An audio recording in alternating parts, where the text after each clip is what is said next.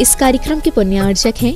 विश्व में एक इंद्रिय से पंचेंद्रिय तक सभी कोरोना मुक्त हों और स्वस्थ रहें। नमन करता श्रीमती सरोज सिंघई, धर्मपत्नी श्री राजेश सिंघई, बेटियां पंखरी एवं अदिति सिंघई, रोहिणी, दिल्ली। श्रीमती सरला जैन, धर्मपत्नी स्वर्गीय श्री रमेश चंद जैन, नीरज जैन, समता जैन, दिव्यांश जैन, मानवी जैन, फर्म नमो ट्रेडिंग कंपनी, दिल्ली। कुसुमबाई जैन एवं समस्त रतनदीप परिवार, श्रेयांश जैन, पूजा जैन, श्रेया जैन, नडियाड, गुजरात।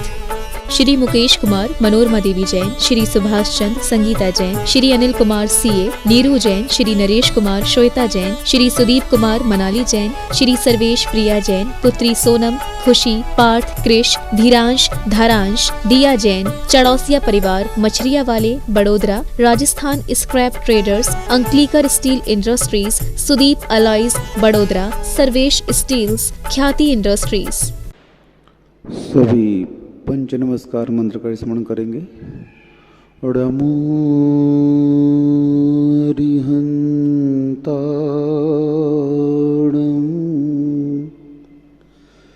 णमो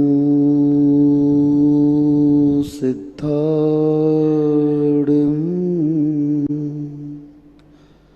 णमो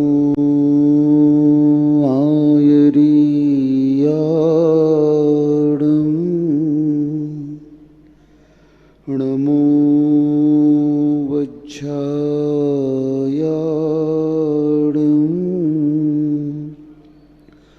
णमो लोये सभ्यसाहुडं।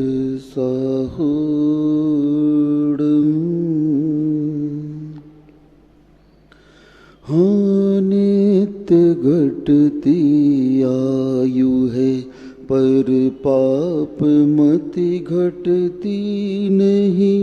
आई बुढ़ोती पर विषय से कामना हटती नहीं।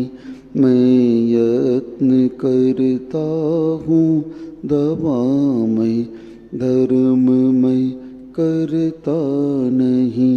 दुर्मोह महिमा से ग्रसित हूँ, नाथ बच सकता नहीं।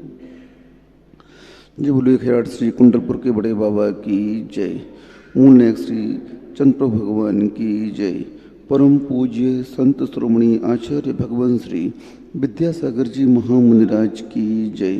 परम पूज्य निर्यापक श्रोमणी श्री सुधा सागर जी महाराज की जय।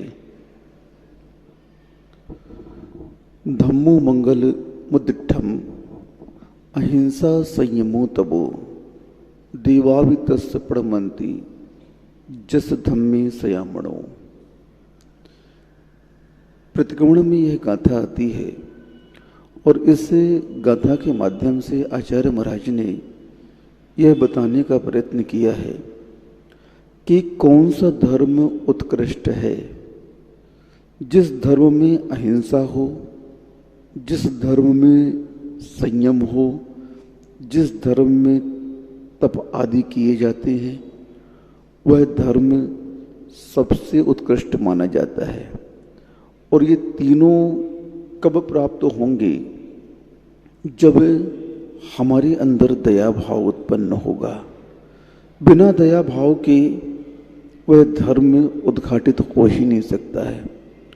आचार्यों ने स्पष्ट कहा, तुम लाख तप कर लो, तुम बहुत संयम का भी पालन कर लो, लेकिन अंदर में दया भाव नहीं है, तो उस दया भाव के अभाव में वह धर्म कोई भी कार्यकारी सिद्ध नहीं हो सकता है। मूल तो दया है। अहिंसा भी जीवन में कब उद्घाटित होगी? जब हमारे अंदर दया आएगी। और आज सबसे ज़्यादा अभाव अगर किसी का देखा जाता है तो वह दया का देखा जाता है। चातुर्मास स्थापना है। चातुर्मास स्थापना श्रवण क्यों करते हैं? आगम की आज्ञा है हम लोगों के लिए। जैन संप्रदाय में ही नहीं, जैन धर्म में ही नहीं, अन्य जो साधु होते हैं वैष्णव धर्म आदि के, वो भी चातुर्मास स्थापित करते हैं। वो लोग भी इस चातुर्मास में साधना करते हैं, यत्र तत्र विचरण बंद कर देते हैं। क्यों?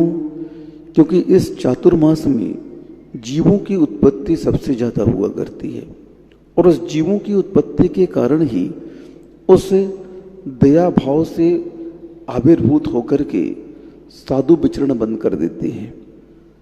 जब उत्तम सहनन प्राप्त होता था तो वे साधु जिन्हें बच्चे सब नाराज सहनन प्राप्त है, चातुर्मास में योग धारण कर लेते थे। एक जगह बैठ कर के गिरिकंदर गुफाओं में, वृक्षों की कोठरों में बैठ कर के वह आत्मसाधना में लीन रहते थे। उस दया धर्म के लिए वे सभी प्रकार के आहारों का त्याग करके अपने मन को स्थिर करके हाथ पांव का हलन चलन बिल्कुल रोक करके तीनों योगों को वह शांत कर लेते थे। मन, वचन और काय, तीनों योगों को शांत करके योग धारण करके वह आत्म साधना में लीन रहते थे। क्योंकि आगम की आज्ञा यही है कि चातुर्मास में यथाशक्ति उस तप की आराधना की जाए। क्योंकि साधना तो प्रतिपल साधु की चलती ही रहती है। ऐसा कोई भी क्षण नहीं है जब श्रवण साधना न कर रहा हो।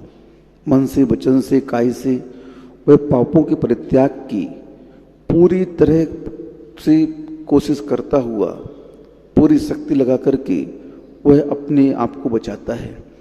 लेकिन फिर भी इस चातुर्मास में बहुत ऐसे सूक्ष्म जीव होते हैं जिनकी उत्पत्ति होने पर वे हमें नजर नहीं आते हैं। विचरण करने पर उनका घात होता है। इसलिए साधु साधना के लिए, उस जीव दया की रक्षा के लिए, संयम के पालन के लिए, अहिंसा धर्म को उत्कृष्ट बनाने के लिए चातुर्मास की स्थापना करते हैं। हम लोग यहाँ पर चातुर्मास स्थापना हेतु चांदखेड़ी जी में बैठे हैं, लेकिन ये मत समझना कि आज्ञा आगम की मात्र साधु के लिए है। श्रावक को भी यथाशक्ति इस अहिंसा, इस तप, इस संयम और दया को भूलना नहीं चाहिए। आप लोगों को भी यथाशक्ति इस यज्ञ में शामिल होना चाहिए। चातुर्मास एक यज्ञ के जैसा है, एक अनुष्ठान के जैसा है, और इस अनुष्ठान में आप लोग पीछे न रहें। क्योंकि प्रकृति का एक नेचर कह लो या यूं कह लो कि आप लोग भी इस समय संसार के सभी कार्य से वंचित हो जाते हो। श्रावक भी कृषि कार्य आदि जो करते थे, व्यापार आदि हैं, सब इस समय ठंडे पड़ जाते हैं। कृषि बीज बोकर के किसान बैठ गया, अब उसे कोई काम नहीं बचा, अब जो है प्रकृति के ऊपर है। व्यापार आदि भी ठप हो जाते हैं, ज़्यादा व्यापार नहीं चलते। इसलिए सावन भादों में जैनी विशेष धर्म करते हैं श्रावक। लेकिन आज इस भौतिकता के चकाचौंध में सब अंधे होते जा रहे हैं और आज वे अपने मूल धर्म को भूले हुए हैं। इसलिए सबसे पहले अपने अंदर दया का उद्घाटन करना चाहिए। धम्मो दया विशुद्धो, धर्म वहाँ पर रहेगा जहाँ इस पर दया से युक्त परिणाम हमारे होंगे। आज हमारे परिणाम दया से युक्त बिल्कुल नहीं हैं। लेकिन दया नहीं होगी तो अहिंसा भी नहीं होगी, अहिंसा नहीं होगी तप भी कोई कार्यकारी नहीं होगा और संयम भी कोई कार्यकारी नहीं होगा। इसीलिए आप अपने ऊपर दया का क्या करो, उद्घाटन करो, उद्घाटित करो। दया शब्द अपने आप में स्वयं कह रहा है। दया शब्द का पंडित जी उल्टा कर दीजिए। दया शब्द का उल्टा कर दो तो क्या होगा? दया, याद। क्या होगा? याद। दया शब्द स्वयं कहता है मुझे याद रखना, अगर तुम मुझे भूल गए तो तुम्हारा पूरा अस्तित्व समाप्त हो जाएगा।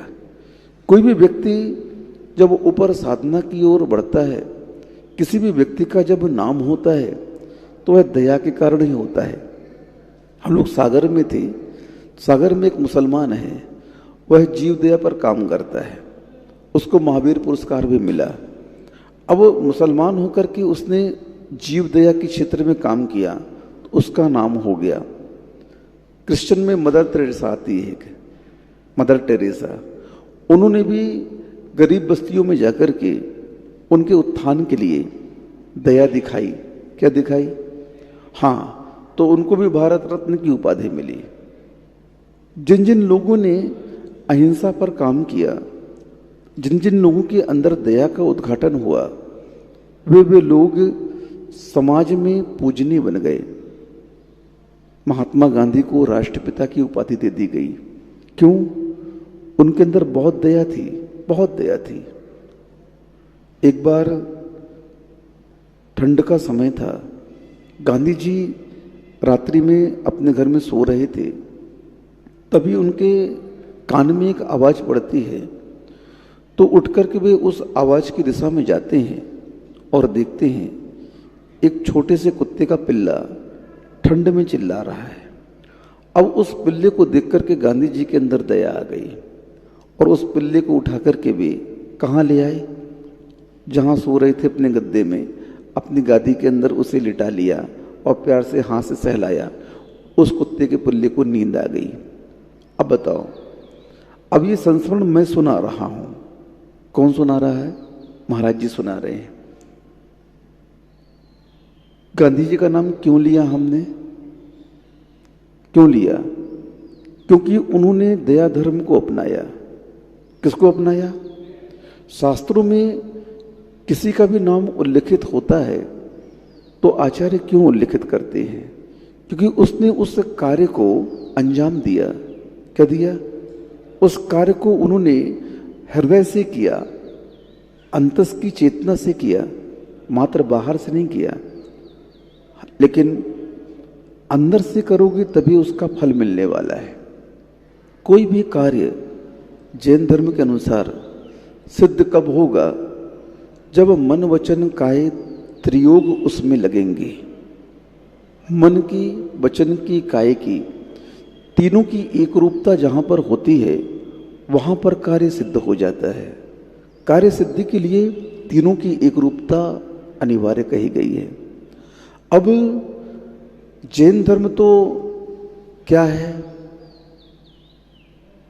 जैन धर्म सूर्य की भांति है। सूर्य जिस प्रकार अपने प्रकाश से सभी को प्रकाशित करता है, उसी प्रकार से जैन धर्म नहीं है, जैन एक सिद्धांत है। क्या है? जैन धर्म एक प्रिंसिपल है, एक सिद्धांत है, और इस सिद्धांत को जो कोई अपनाता है वो जैन हो जाता है। इस सिद्धांत का मूल आधार क्या है? अहिंसा। जैन धर्म दो बातों पर टिका हुआ है, ये करो, ये मत करो। क्या कहा? ये करो और ये मत करो। अगर ये दो बातें नहीं हो तो फिर धर्म नहीं चल सकता है। घर परिवार में भी यही चलता है, ये करो, ये नहीं करो।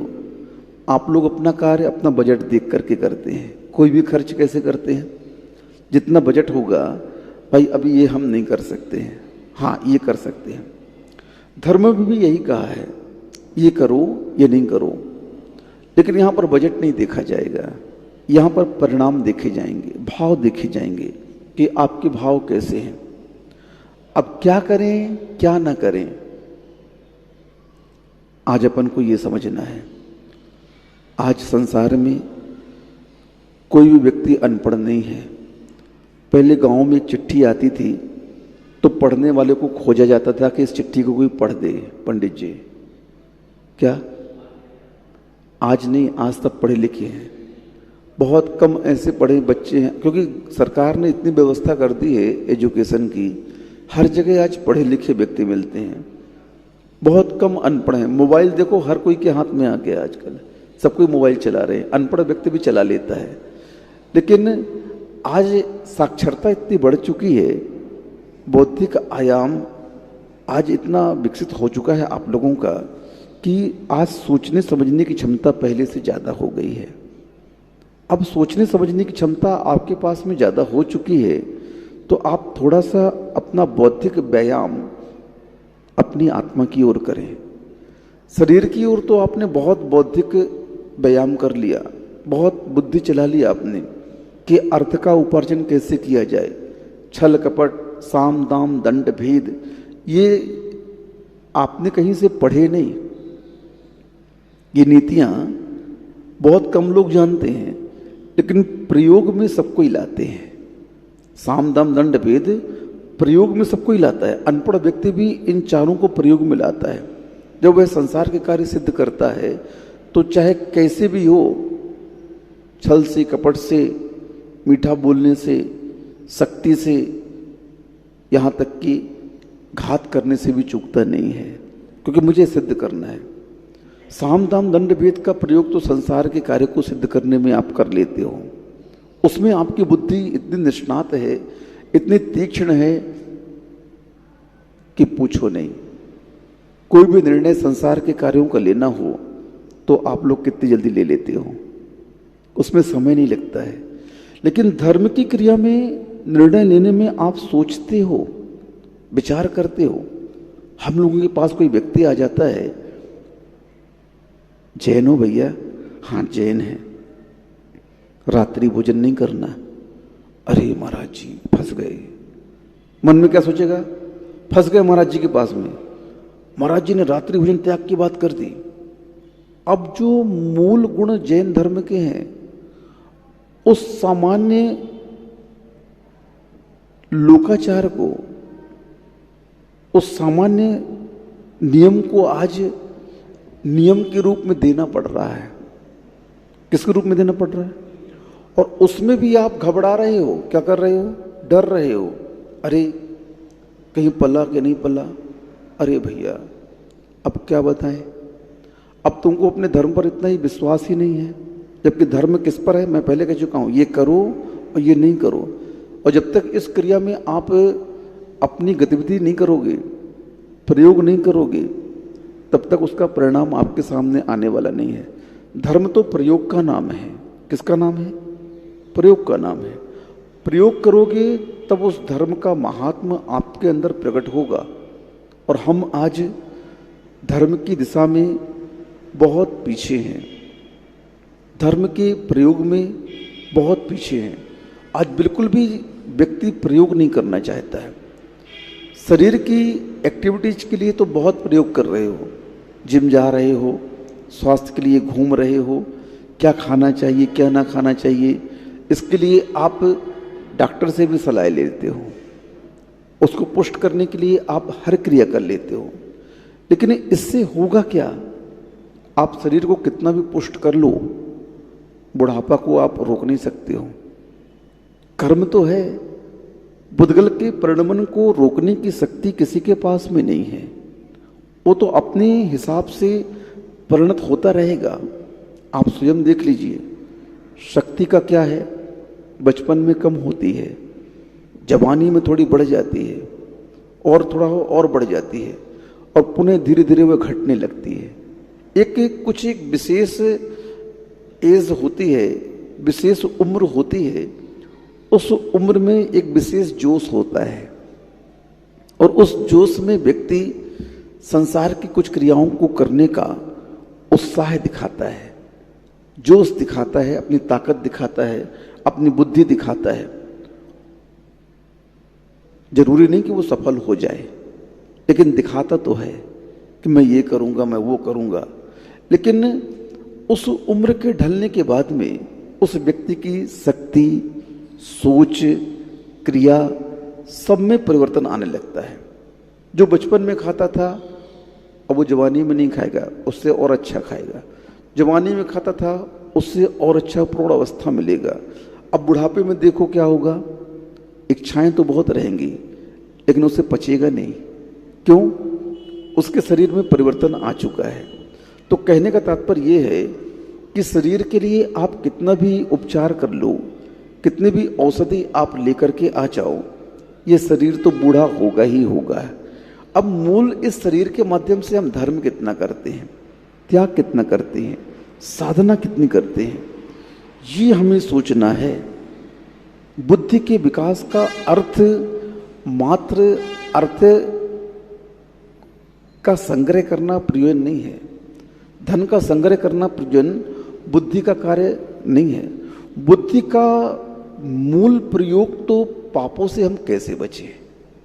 अगर बुद्धि मिली है और उस बुद्धि के माध्यम से आपके अंदर यह समझने की योग्यता आ चुकी है कि संसार में धर्म क्या है, पाप क्या है, और उस धर्म को अपनाने की बुद्धि आपकी आ रही है, तभी आपका मूल बौद्धिक विकास माना जाएगा।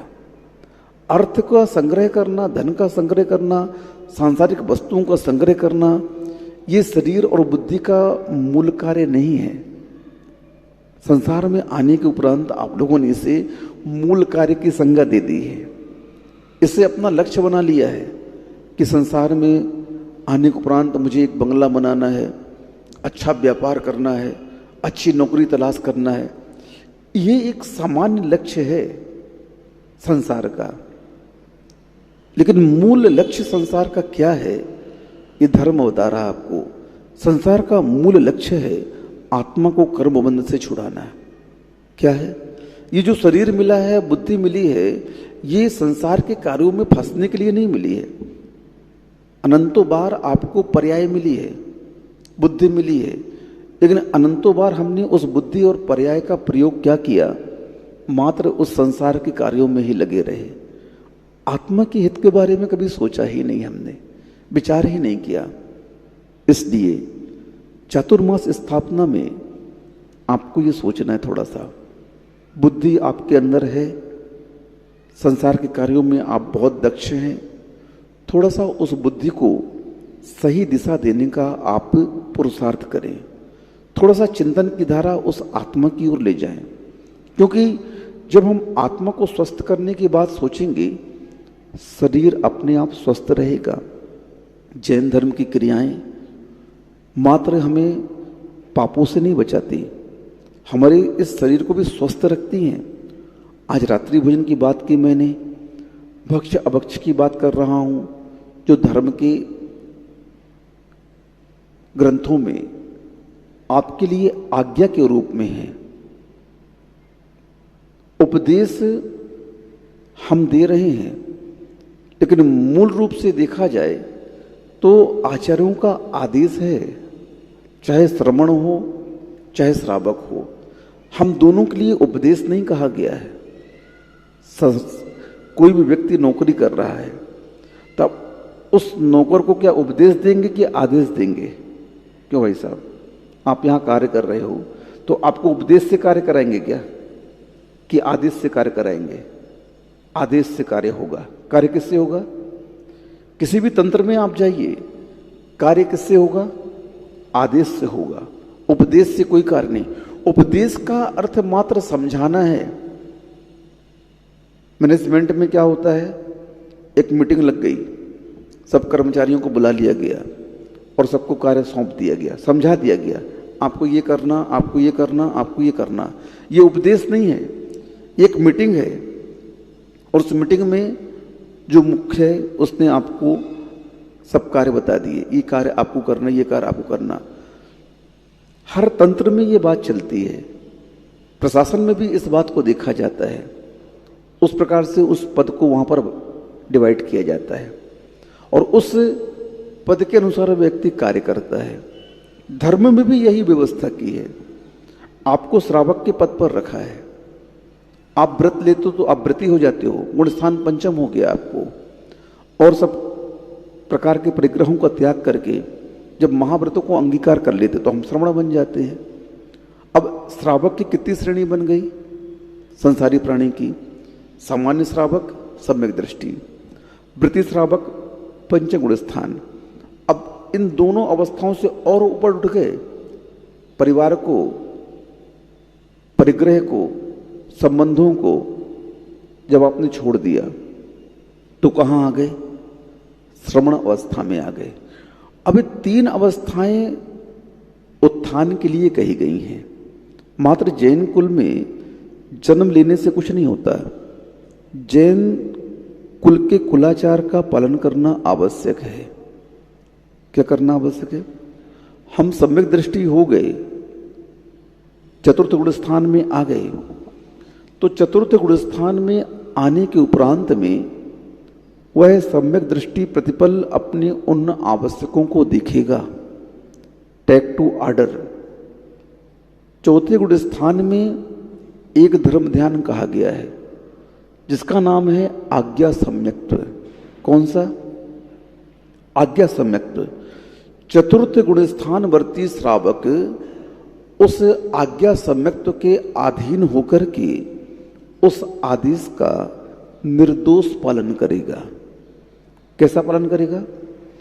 सम्यक दृष्टि है, उसके अंदर दृष्टि बदल चुकी है। मिथ्या से कैसी हो गई है? सम्यक हो गई। सम्यक दृष्टि होती है, ज्ञान सम्यक हो गया। तो ज्ञान सम्यक होगा, दृष्टि सम्यक होगी, तो फिर आचरण भी सम्यक होगा उसका। कैसा होगा? सब चीज उसके सम्यक होने चाहिए। सम्यक क्या अर्थ होता है? समीचीन, वास्तविक। अब आपकी दृष्टि समीचीन हुई कि नहीं, आप स्वयं देख लें कि आप सम्यक दृष्टि हो कि नहीं। कई बार प्रश्न आता है, महाराज जी हम सम्यक दृष्टि हैं कि नहीं हैं? आप लोग प्रश्न यहाँ पर बड़े महाराज जी के पास भेजते हो। तो उसका उत्तर यही है, आपको किसी से पूछने की आवश्यकता नहीं है कि मैं सम्यक दृष्टि हूं कि नहीं हूं। आप ये देखिए कि मैं अपने कुलाचार का कितना पालन कर रहा हूं। क्या मैं पानी छान के पी रहा हूं? देखो आप अपने जीवन में अपनी क्रियाओं की ओर स्वयं दृष्टिपात करिए। रूल्स आपको पता है, नहीं पता है तो मूल सिद्धांत आप ये मान लीजिए सम्यक दृष्टि श्रावक की। पानी छान के पीना, 6 आवश्यकों का पालन करना, व्यसनों से बचना। किससे बचना? व्यसनों से बचना। विषय भोगों के लिए त्याग नहीं करवा रहे भी आपको, भोग तो खूब करो तुम संसार के। भक्ष अभक्ष से बचना। किससे बचना? क्या खाने योग्य है, क्या खाने योग्य नहीं है, इसका विशेष ध्यान रखना। आगम में लिस्ट दी गई है 22 अभक्ष की कि ये अभक्ष हैं, आप इनका सेवन ना करें। आप जैन हैं, पानी छान करके उपयोग करें। आप जैन हैं, आप रात्रि भोजन नहीं करें। आप जैन हैं, आप प्रतिदिन 59 आवश्यकों का पालन करें। देव पूजा, गुरुपास्ति, स्वाध्याय, संयम, तप। ये 6 आवश्यक श्रावक के कहे गए हैं। और इन 6 आवश्यकों में जो बिल्कुल ईमानदारी से अपने आप को समर्पित कर देता है, ये अपने जीवन का आधार बना लेता है, वह श्रावक के नियम से सम्यक दृष्टि है। सम्यक दृष्टि का अर्थ ही यही होता है कि आगम में जो संविधान श्रावकाचार में हमारे लिए आदेश रूप से दिए गए हैं, उस आदेश का हम अंशतः पालन करें, पूर्णतः पालन करें। कैसे? पूर्णतः पालन करें। अब कर रहे हो कि नहीं कर रहे हो ये आप देख लो। संविधान में कानून बना हुआ है, सब कोई पूरा पालन नहीं करते हैं, लेकिन जिस दिन उस कानून की चपेट में आ जाते हो, संविधान की धारा से वह कानून बाहर आकर के बोलता है कि इस कानून के तहत, इस धारा के तहत आपने ये अपराध किया है और इसका दंड ये है।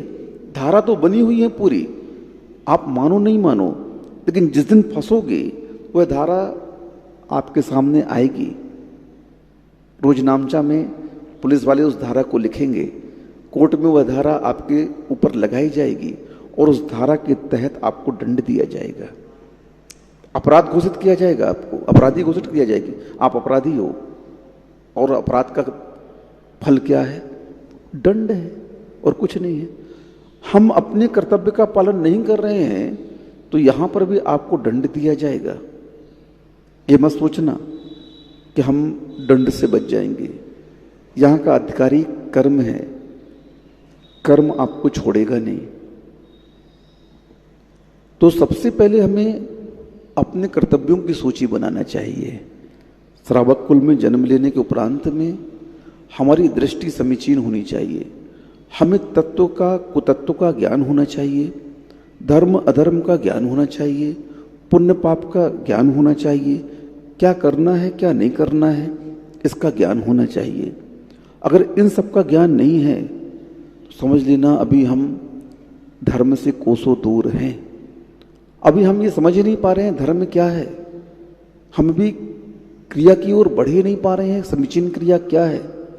मात्र बुद्धि और बल पाने से, पर्याय पाने से हम मात्र उस पर्याय को ही इकट्ठा करने में लगे हुए हैं। इस पुद्गल पर्याय के माध्यम से जो साधन के रूप में प्राप्त हुआ है, ये जो शरीर है ना, ये अपना नहीं है, पुद्गल का है। किसका है? अपना नहीं है। अपना तो जीव तत्व आत्मा है जो इसमें रह रहा है। अब इस साधन का हम सदुपयोग कितना कर सकते हैं ये आपके ऊपर है। चतुर्मास में यही करना है, यही सीखना है। अभी तक जो बुद्धि आपकी संसार की ओर जा रही है, जो बुद्धि आपकी उसी पुद्गल के माध्यम से उसी पुद्गल को संग्रह करने की ओर जा रही है, थोड़ा सा चेत जाओ, थोड़ा सा सावधान हो जाओ, थोड़ा सा अपनी बुद्धि को और साफ कर लो, परिमार्जित कर लो, धो लो थोड़ा सा। धर्म की इन बातों से अपनी बुद्धि को धो लो, क्या कर लो? साफ कर लो, पोंछ लो थोड़ा सा, और सही सही देखो। थोड़ी सी किरकिरी चली जाती है आंख में तो सामने की वस्तु दिखाई नहीं देती है। क्यों? किरकिरी चली गई ना। साफ कर लो तो दिखने लगती है। इसी प्रकार से अभी हमारी उस आत्मा के अंदर मोह की किरकिरी पड़ी हुई है। किसकी? मोह की रच पड़ी हुई है। और उस मोह की रच के कारण अभी हमें अपना स्वरूप स्पष्ट दिखाई नहीं दे रहा है। हमें अभी ये भी समझ में नहीं आ रहा, कोई समझा भी रहा है कि बेटा ये कार्य नहीं करो, तो वो दुश्मन सा लग रहा है। कैसा लग रहा है? जिस कार्य को आप कर रहे हो गलत है और उस कार्य को करने से कोई रोकता है तो वह रोकने वाला व्यक्ति सामने वाले को कैसा प्रतीत होता है? दुश्मन जैसा। आपके बच्चे कोई कार्य कर रहे हैं और माँ उन बच्चों को रोक दे उस कार्य करने से, तो बच्चे कहते हैं मेरे माँ अच्छी नहीं है, मेरे पिताजी अच्छे नहीं हैं। अरे भैया क्यों अच्छे नहीं हैं? आपको जन्म दिया, इतना बड़ा किया, पाला पोसा, हर रिक्वायरमेंट जितनी थी आपकी सब पूरी की, और एक नहीं की तो क्या हो गया? गंदे हो गए, हम अच्छे नहीं हो गए। हर माँ बाप को ये सुनना पड़ता अपने बच्चों से आज। क्यों? उसके मन की नहीं हो रही है। मोह का पर्दा जब तक पड़ा रहेगा, जब तक वह मोह आपको अपनी ओर ही ले जाएगा, पदार्थों की ओर ही ले जाएगा, वस्तुओं की ओर ले जाएगा, विषय भोगों की ओर ले जाएगा, व्यसनों की ओर ले जाएगा, पापों की ओर ले जाएगा। कभी भी अपनी ओर आने के लिए वह आपको प्रेरित नहीं करेगा।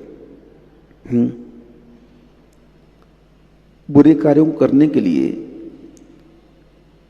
ज्यादा पुरुषार्थ नहीं करना पड़ता है, और बुरे कार्यों से बचने के लिए देखो आप कितना पुरुषार्थ करना पड़ता है। बुरे कार्य करना है कर लो, शराब पीना है पी लो, मांस खाना है खा लो, जुआ खेलना खेल लो। बुरे कार्यों के निमित्त तो संसार में फैले हुए हैं हर जगह। आप कहीं भी चले जाओ, ये निमित्त आपके अधीन 2 मिनट में मिल जाएंगे। बाहर जाइए आप, हर चीज आपके लिए उपलब्ध है, लेकिन इससे बचने की शक्ति आपके पास में नहीं है। आज का युवा पीढ़ी बाहर पढ़ने जाता है तो बहुत सारे नशा के अधीन हो जाता है। हॉस्टल में गया, क्या हुआ? इसमें एक चरस, अफीम, आजकल तो हुक्का बार खुल गए हैं, उसके अधीन वाइन आदि पीना। हर बच्चे आज हॉस्टल में जाकर के, ये मत समझना आप लोग के बच्चे बच्चियां भी, दोनों, हर कोई, यहां तक कि वो बच्चे स्मगलिंग करने लगते हैं, पुड़िया उठा करके यहां से वहां बेचने लगते हैं उस नशे की लत के कारण। अपने शरीर तक को भी बेचने लगते हैं। इतना पाप में उतर जाते हैं बच्चे वहां जाकर के बाहर। अब बताओ, बुरे निमित्तों के लिए कौन सा पुरुषार्थ करना पड़ता है? कोई भी पुरुषार्थ नहीं करना पड़ता है। हर दम बुरे निमित्त आपके चारों तरफ घूम रहे हैं, चारों तरफ घूम रहे हैं। थोड़ा सा आप कमजोर हुए, वो निमित्त आपका स्वागत करने के लिए खड़े हैं। आइए साहब, ये बियर बार है, ये जुआ घर है, ये हुक्का बार है। बचने के लिए कितना पुरुषार्थ करना पड़ता है, जरा सोचो। बस धर्म इसी का नाम है। धर्म किसका नाम है? जो पापों के बचने का पुरुषार्थ करता है, वही व्यक्ति वास्तविक धार्मिक है। धर्म वही है जिसके अंदर ये परिणाम उत्पन्न हो रहे हैं कि मुझे इन पापों से बचना है। हर पल जिसके अंदर ये चलता रहता है कि मैं इस कार्य को करूंगा तो मुझे पाप लगेगा, इस क्रिया में पाप है। सम्यक दृष्टि को संसार की हर क्रिया में पाप नजर आता है। क्या नजर आता है? हाँ, हर क्रिया में उसे पाप नजर आता है। मैं कुछ भी कर रहा हूं, पाप है ये, और मैं इससे कैसे बचूं? और वह जिनेंद्र भगवान की आज्ञा के माध्यम से जो आदेश श्रावकों के लिए दिए गए हैं, उस आदेश को वह पालन करता है। वह सठ आवश्यक में लगा रहता है, वह व्यसनों का त्याग करता है, वह उस क्रिया को करता है, ये अभक्ष है, मुझे इससे बचना है, रात्रि में मुझे खाना नहीं है, पानी छान करके पीना है। प्रतिपल अपने आवश्यकों को वह इतनी सावधानी से करता है, कुछ पूछो नहीं। जिस प्रकार आप लोग धन की रक्षा कैसे करते हैं, बताइए आप। कितनी सावधानी से आप अपने धन को सुरक्षित रखने का पुरुषार्थ करते हैं। बोलो अलवर वाले ताराचंद जी, धन कमा लिया बहुत सारा, अब सुरक्षा कितनी करते हैं उसकी? तिजोरी में रखते हैं, बैंकों में रखते हैं, प्रॉपर्टी के रूप में बदल देते हैं।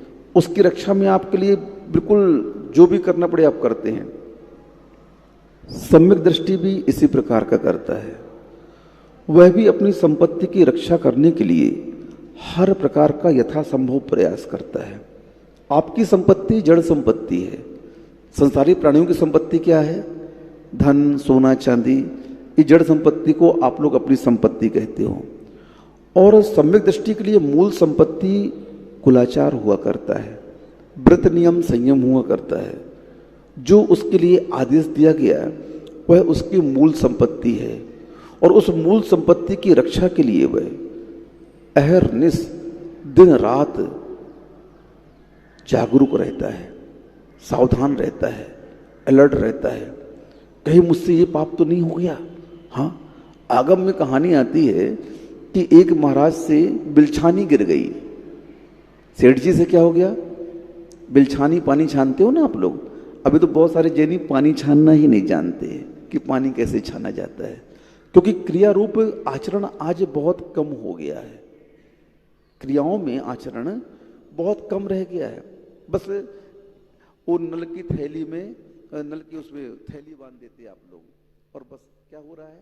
छाना पानी पी रहे हैं। नहीं, क्रिया का महत्व है।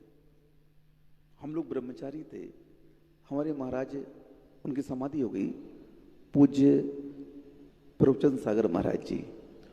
वो बहुत हम लोगों को हमेशा निर्देश देते थे, ब्रह्मचारियों, इन नौकरों के हाथ का पानी नहीं लेके आना, अपने हाथ से जाओ, कुआं से पानी खींचो। और हम लोगों की जो केटली थी उसमें एक छोटा सा छल्ला लगाया है बिल्डिंग करके, और बोले इस छल्ले में रस्सी फंसा करके बिलछानी डालना और सबके सामने करना, श्रावक के सामने, ताकि तुम्हारी क्रिया को वो देखे। क्या करे? हाँ, अमरकंटक की बात है 2003 की। हम लोग प्रतिदिन कुएं में पानी भरने जाते, 1 बाल्टी पानी लगता था ब्रह्मचारी अवस्था में, उसी में नहाना, उसी में कपड़े धो लिया। तो कैसे पानी छानना है? 1 बूंद पानी गिरना नहीं चाहिए नीचे, और पानी छान करके उस छन्ने को उल्टा करके और छने पानी की चुल्लू में लेकर के उसको फिर उसमें डालो, जाके उसके जीव उसमें आ जाए, और उस केटली को धीरे से उतारो। महाराज बताते थे प्रवचन सागर जी, पानी भरना तो थप थप नहीं करना, पटकना नहीं कुएं में ज़्यादा, बाल्टी को बिल्कुल प्रेम से डालना, और बिलछानी भी डालना तो ऊपर से मत डालना, नीचे जाकर के पूरे तह तक जाए, तब उस रस्सी को, दूसरी रस्सी को, एक रस्सी तो केटली में बंधी है और एक उसके छल्ले में बंधी है, तो उससे तो नीचे उतरी केटली और दूसरे से खींच दो तो पानी नीचे चला जाएगा। एक बार कर लिया, पुनः एक बार और ऊपर लाओ, पुनः छने पानी से फिर एक बार उसका प्रक्षालन करके पुनः उसको डालो। 2 बार डालना पड़ता था। कितने बार? 2 बार डालते थे पानी। एक बार तो अनछने पानी की बिल छानी गई, दूसरे बार उस बाल्टी को छने पानी से धोते थे और पुनः उसको ऐसे हिला करके और उसकी बिलछाई डालते थे। बोले ये क्रिया है पानी छानने की मूल। क्योंकि नंबर किसका मिलता है? कोई भी कार्य होगा तो क्रिया का नंबर मिलता है। किसका नंबर मिलता है? क्रिया नहीं करोगे तो उसका नंबर आपको नहीं मिलेगा। दुकान में बैठे हुए हो तो मात्र बैठने से दुकान चलती है क्या? बताओ पहले। कस्टमर आ गया, आप बैठे रहो, हाँ जो लेना ले लो भैया, नहीं, आपको दिखाना पड़ेगा, माल को टांगना पड़ता है, बाहर सजाना पड़ता है, झाड़ू लगानी पड़ती है, बिल्कुल सब खाने व्यवस्थित रखने पड़ते हैं, साफ सफाई, क्या क्या करना पड़ता है दुकान चलाने के लिए। और उस क्रिया को आप नहीं करो तो व्यक्ति दुकान में नहीं चढ़ेगा आपकी। क्यों? अरे ये सब ऐसे ही है। और उसमें भी बात व्यवहार अच्छा नहीं हुआ तो बताओ क्या होगा? वो आपके यहाँ घुसेगा ही नहीं। सेठ जी का व्यवहार अच्छा नहीं है, अच्छे से नहीं बोलते। सामान्य क्रियाओं में, दुकानदारी में आप कितना सावधानी से कार्य करते हैं, कितनी क्रिया, कितना प्रयोग आप उसमें अपनाते हैं, तब जाकर के वो कस्टमर आपके यहाँ से सामान लेके जाता है, आपका परमानेंट ग्राहक बनता है। यही क्रिया का फल आपको धन के रूप में अर्जन होता है। और यहाँ पर भी जो क्रिया कही गई, अभी मैंने सामान्य क्रिया बताई पानी छानने की, तो इस क्रिया को जब करोगे तब सातिशय पुण्य का अर्जन होगा। किसका होगा? पुण्य का अर्जन ऐसे नहीं हो जाएगा। जब उस क्रिया को आप करोगे प्रयोग रूप में, कितने बार जैसा मैंने बताया वैसा, तब कहीं जाकर के आपको उसका नंबर मिलेगा। आप लोग इसमें बहुत प्रमाद करते हो, और प्रमाद करते ही क्या होगा? प्रमाद का नाम ही पाप है। प्रमाद का दूसरा नाम क्या है? पाप, हिंसा। प्रमत्त योगात प्राण विपरोपणम हिंसा।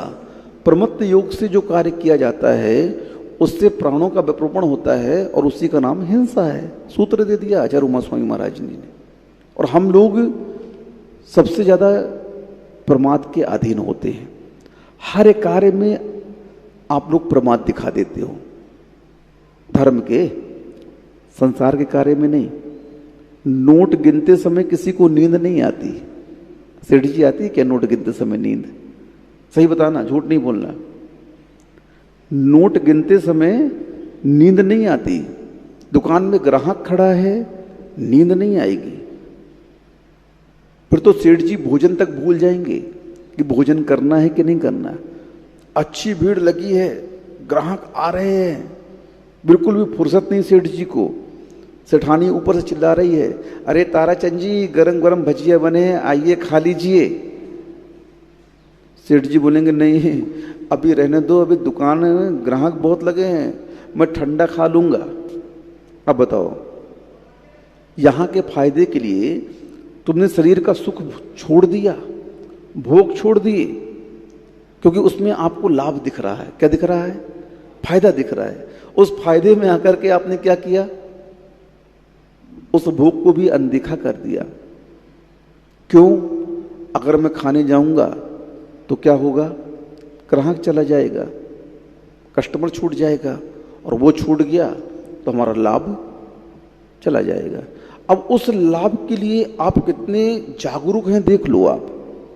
और वहीं पर आपको ये कह दिया जाए, सेठ जी आधे घंटे स्वाध्याय करना है, फिर उसके बाद 2 माला फेरनी है, फिर पूजन अभिषेक करना है, इस क्रिया में 2 घंटे लगेंगे।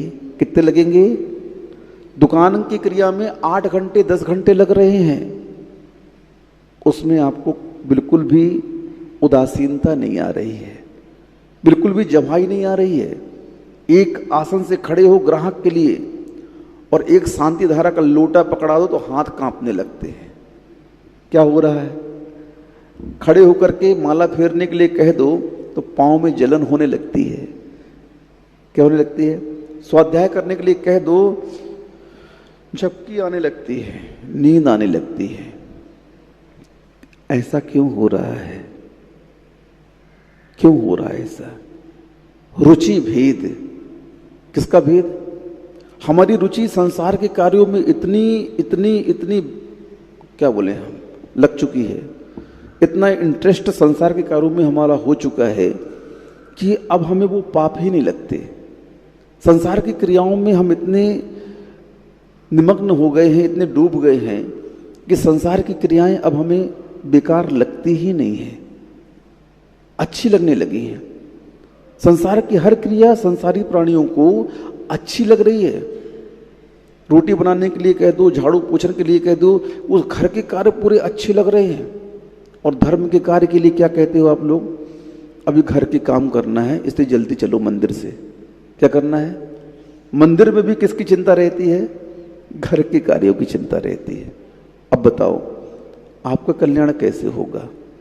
अभी आपकी दृष्टि समीचीन नहीं बनी है। सम्यक दृष्टि की, मिथ्या दृष्टि और सम्यक दृष्टि में अंतर क्या है?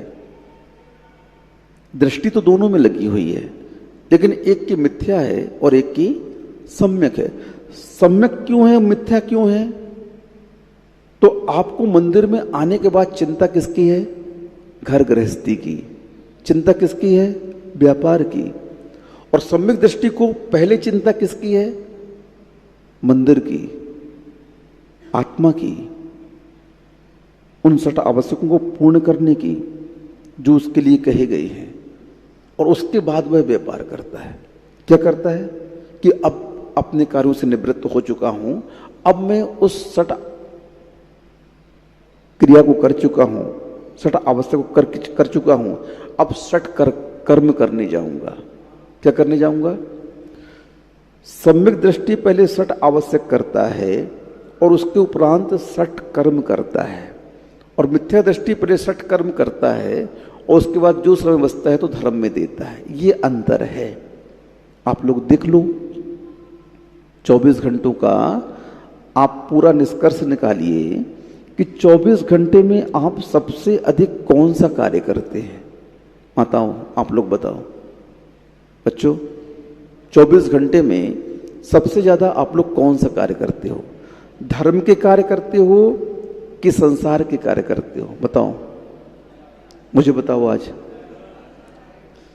4 प्रकार के पुरुषार्थ कहे गए हैं। कितने प्रकार के? प्रत्येक दर्शन में इन 4 प्रकार के पुरुषार्थों को कहा गया। धर्म, अर्थ, काम और मोक्ष। जैन दर्शन ने, लगभग सभी दर्शनकारों ने इन 4 पुरुषार्थों की व्याख्या की है। जैन दर्शन ने इन पुरुषार्थों के रहस्य को उद्घाटित कर दिया।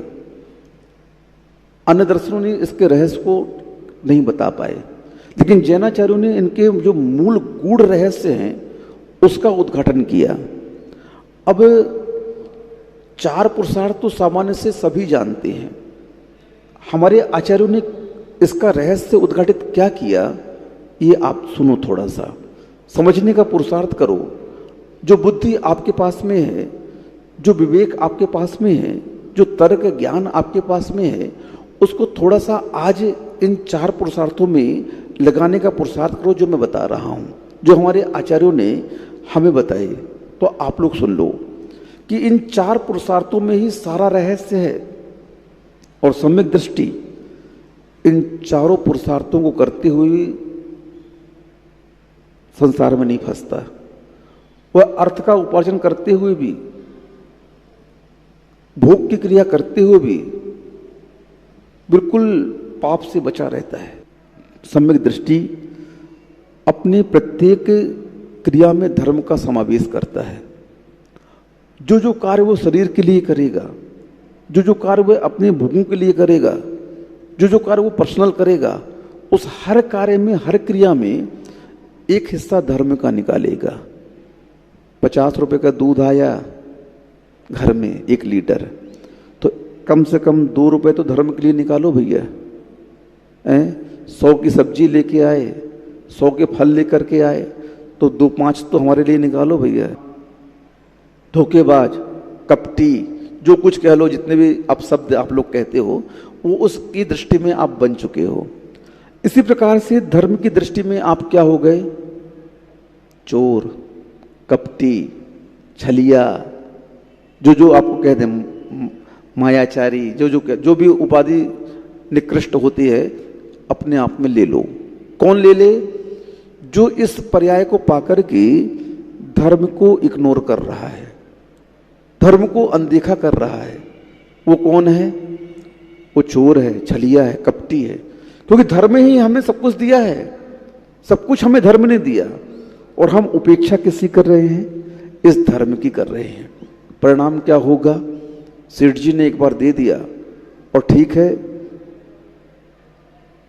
हमेशा एक सा दिन नहीं होता। परिस्थितियां कब बदल जाएं कुछ कह नहीं सकते हैं। कर्म का सबसे बड़ा खेल तो यही है। शाम को घोषणा हुई राज्याभिषेक की कि कल सुबह क्या होगा? राम को अयोध्या का राजा बनाया जाएगा। कर्म ने पलटा मारा और वनवास भेज दिया। कहां भेज दिया? जाओ वन को। कर्म तो पता नहीं कब कैसा पलटा करवा दे, लेकिन अगर पल्ले में पुण्य है तो वनवास में भी सब व्यवस्था हो गई, कहीं भी कोई दिक्कत नहीं आई। हाँ, पुण्यवान पुरुष कहीं भी चला जाए, 7 समुंदर पार चला जाए, घोर जंगल में चला जाए, वहां उसकी व्यवस्था हो जाती है। देखो पुण्य का प्रभाव, देखो आप। जो पुण्य का सम्मान करता है, धर्म का सम्मान करता है, धर्म उसका सम्मान करता है। धर्म से बड़ा मित्र नहीं और धर्म से बड़ा शत्रु नहीं है। हाँ, धर्म के अगर मित्र बनाओगे तो धर्म मित्र तुम्हें वहां तक पहुंचा देगा जहां तुम जाना चाहते हो, और धर्म को अगर तुमने शत्रु बना लिया तो धर्म तुमको छोड़ेगा नहीं। वो इतनी बड़ी शत्रुता निकालता है, इतना बदला लेता है धर्म, नरकों में पटकेगा, बिलबिलाओगे, नाली का कीड़ा बनाएगा, मल का कीड़ा बनाएगा, तिरंज गति में भेज देगा। क्यों गए इन निकृष्ट योनियों में ये आत्मा? क्योंकि इन्होंने धर्म का उपहास किया, धर्म को अनदेखा किया, धर्म की क्रियाओं को मजाक बनाया है। पानी छानने से क्या होता है?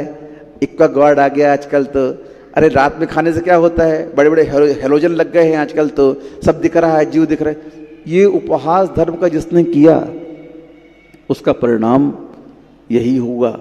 हाँ, रुक्मणी ने धर्म का उपहास किया, कुकरी सुकरी क्या क्या नहीं बनी, देख लो उठा करके, सब पर्यायों में निकृष्ट है। स्वयं महावीर के जीव ने धर्म का उपहास किया, मारीची की पर्याय में अनंत भाव उनको उस निकृष्ट पर्यायों में गुजारना पड़ा। उनको बोधि प्राप्त हुई सिंह की पर्याय में। तुम्हें कब होगी? किस पर्याय में तुम सुधरना चाहोगे?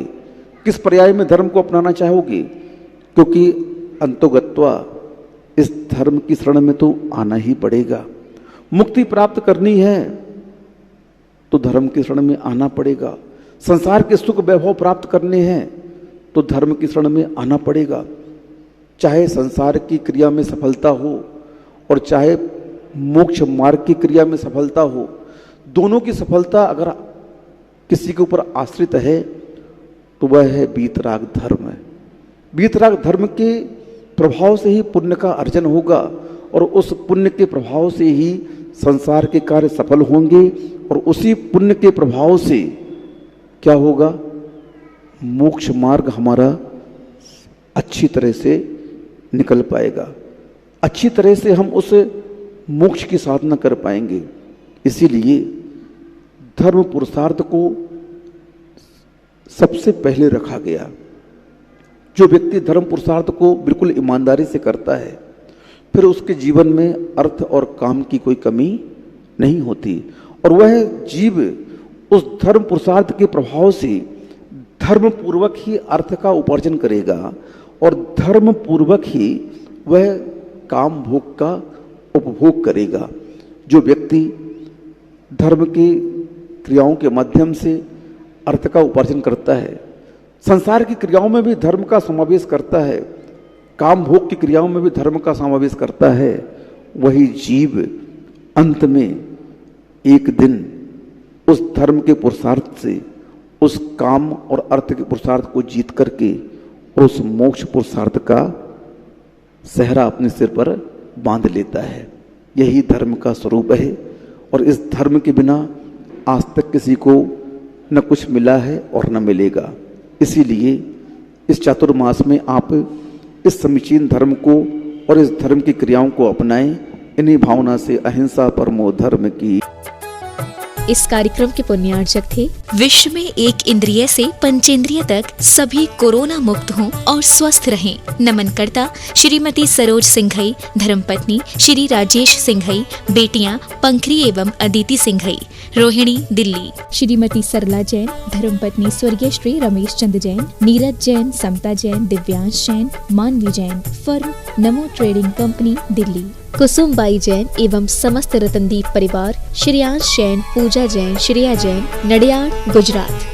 श्री मुकेश कुमार, मनोरमा देवी जैन, श्री सुभाष चंद्र, संगीता जैन, श्री अनिल कुमार सीए, नीरू जैन, श्री नरेश कुमार, श्वेता जैन, श्री सुदीप कुमार, मनाली जैन, श्री सर्वेश प्रिया जैन, पुत्री सोनम, खुशी, पार्थ, कृष, धीरांश, धारांश, दिया जैन, चड़ौसिया परिवार, मछरिया वाले, Vadodara, Rajasthan scrap traders, Ankalikar steel industries, Sudeep alloys, Vadodara, Sarvesh steels, Khyati industries.